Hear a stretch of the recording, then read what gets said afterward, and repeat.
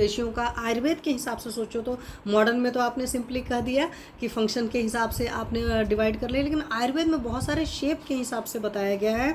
तो सुश्रुत शारीर 5/52 में क्या कहा गया है, तो तासाम बहुल पेलव स्थूल अणु पृथु वृत्त ह्रस्व दीर्घ स्थिर मृदु लक्षण कर्कश भावा संधि अस्थि शिरा स्नायु प्रच्छादका यथा प्रदेश स्वभावत एवं भवंती। तो तासाम बहुलम, बहुलम मतलब बड़ी पेशियाँ होती है, तो कई सारी आपकी जो मसल्स हैं, आपकी पेशियाँ हैं वो बड़ी हैं।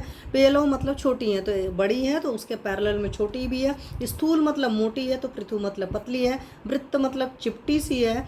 और ह्रस्व मतलब जो होता है कि कम लंबी है, और दीर्घ मतलब अधिक लंबी है। साथ में इसमें क्या है, स्थिर है, कोई फर्म वगैरह है, कोई मृदु मतलब सॉफ्ट है, कोमल है, कोई श्लक्षण मतलब चिकनी है, कोई कर्कश मतलब खुरदुरी है। तो ये सब सारी चीज़ें हैं। और संधि स्थिरा सिरा संधि है, अस्थि है, सिरा है, स्नायु है, ये सारी चीज़ें किससे ढकी रहती हैं, वो हमेशा मसल्स से या पेशियों से ढकी रहती हैं, मांस धातु से। सिंपल लैंग्वेज में आप समझिए तो ये सारे स्ट्रक्चर आपके ढके रहते हैं। नमस्ते विकास अवस्थी सर, नमस्ते।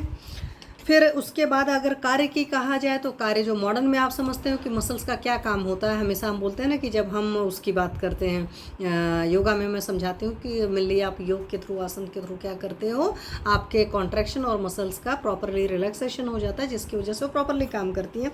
तो यहाँ पर भी शारंगधर जी ने भी कहा है, लेकिन उसके पहले सुश्रुत शारीर में क्या बताया गया वो मैं आपको बता रही हूँ। तो सिराय स्नायु अस्थि पर्वाणी संदेश च शरीराम पेशी संवृत्तियाँ च बलवंती भवंती। तो आपकी जो भी सारी बॉडी स्ट्रक्चर हैं ये बलवान है मांस धातु की वजह से, क्योंकि सबको कवर करके रखा है, सबको स्थिरता और दृढ़ता प्रोवाइड कर रहा है, और ये आपका साथ सिंपल कर रहा है। तो जितनी भी आपकी मसल्स हैं, चाहे जो है ब्लड हैं, सेल्स, सब में सेल्स की वजह से बना है, तो सेल्स का ही आगे डिमार्केशन होकर के मसल्स बनती हैं।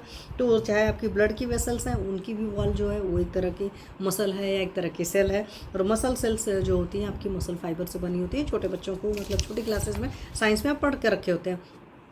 फंक्शन के बारे में एकदम क्रिस्टल क्लियर जो आप कहते हैं मॉडर्न का कॉन्ट्रैक्शन एंड रिलैक्सेशन, ये वर्ड शारंगधर जी ने बहुत पहले कहा है। और शारंगधर का मतलब है कि 12वीं 13वीं शताब्दी का वक्त है, समझ लीजिए। और मॉडर्न साइंस की अगर आप बात करेंगे तो 17वीं के आसपास तो ब्लड सर्कुलेशन हुआ था, फिर और सारी चीज़ें होंगी, क्योंकि बहुत सारे लोग सोचेंगे ना कि नहीं आयुर्वेद में, तो आयुर्वेद में बहुत पहले सारी चीज़ें दी जा चुकी हैं। तो यहाँ पर है प्रसारण आकुंचर अंगानाम कंडराम पेशी मता। तो शारंगधर जी ने क्या, प्रसारण मतलब फैलाना, दैट इज रिलैक्सेशन। आकुंचन मतलब हो गया आपका कॉन्ट्रैक्शन। तो अंगों का जो आकुंचन है, प्रसारण है, जो फैलाना है, जो सिकुड़ना है, वो सारी चीज़ों के लिए रिस्पॉन्सिबल आपके मसल्स हैं। और आपको पता है कि जो भी आपकी मसल्स अटैच होती हैं, सेम ऑर्गन से अटैच होती है, तो लिगामेंट्स होते हैं, डिफरेंट से अटैच होती हैं, तो दैट इज कंडरा या टेंडन्स होते हैं। तो वो भी हमारे शास्त्र में या आयुर्वेद में क्रिस्टल क्लियर बताया हुआ है। अब इसके बाद जब इतनी